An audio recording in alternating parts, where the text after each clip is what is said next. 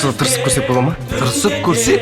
Иә, үлгеруге. Нені үлгеруге? Сөйле. Байқауда жеңіске жетіп, Ташкенттегі фестивальге өту үшін. Анда дұрыстап дайындалыңдар.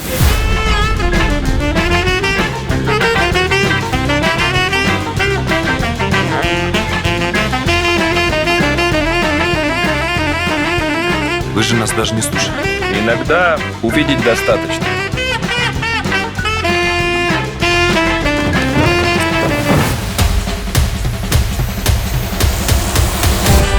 Девушка, подождите.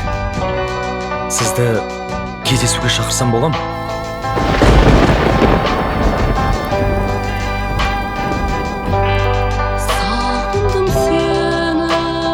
Рано или поздно выбор между наукой и музыкой тебе сделать придется.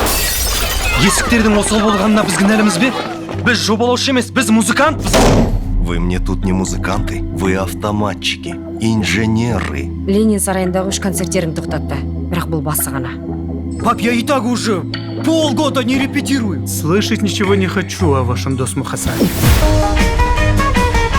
Александра Николаевна, это не профессиональные музыканты, это студенты. Бекер уайымдайсың, бәрі жақсы болады, мистер Құдаша. Музыкант дегеніміз ол, ноталар. Музыкант дегеніміз халықтың сүйіспеншілігі. Жеңіс үшін!